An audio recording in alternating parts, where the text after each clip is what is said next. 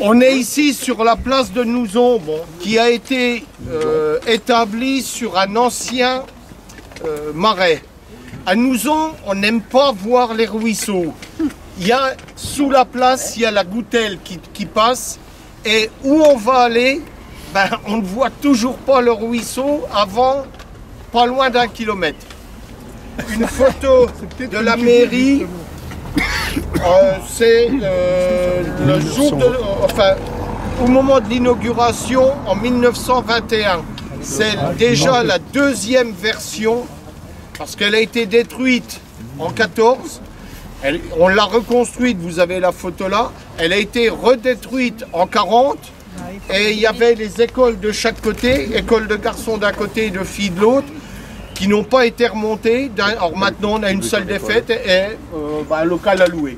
Les ricains sont appropriés Tomé Génaud. Ils sont arrivés avec des belles paroles en nous disant on va, c'est la coutume, on va reconstruire le kiosque sur la place.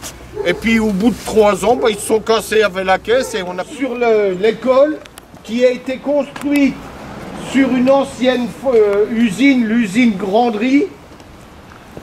Et il y avait, avant la guerre, il y avait des meules qui faisaient 3 mètres de diamètre. Et alors le ruisseau passe sous la cour. Bon, on n'aime pas les ruisseaux à nous, il faut qu'on les camoufle.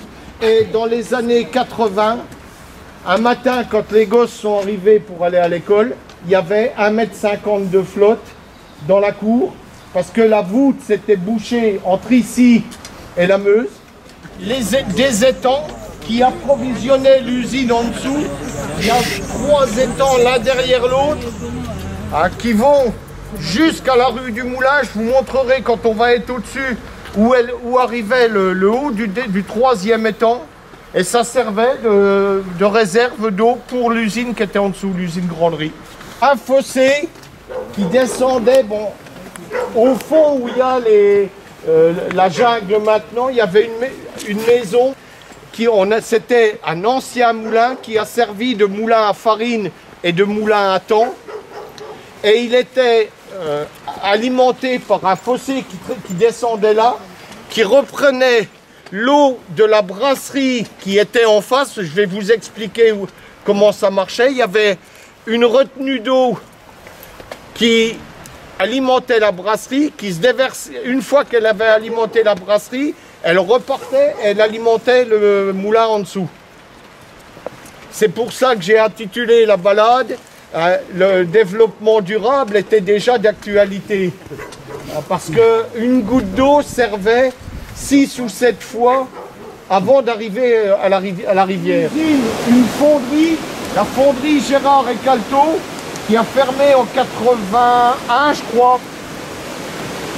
Il y avait une dérivation du ruisseau, je vous montrerai où elle était, la dérivation, qui amenait sur un étang, et ici on avait une roue de 7 mètres, avec une chute de 7 mètres.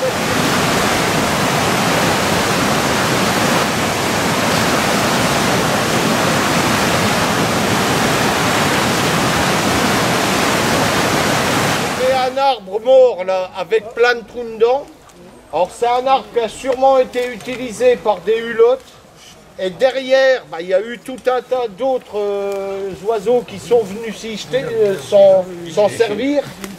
Et là, on a aperçu l'autre jour une citelle torche-peau qui doit nicher sur le derrière. Mais bon, qui loge. Ici, vous avez un micro-concasseur. Il y avait de l'extraction de la pierre juste au-dessus et il faisait un genre de gravier, mais je n'ai aucune trace des noms des propriétaires ni de quoi que ce soit.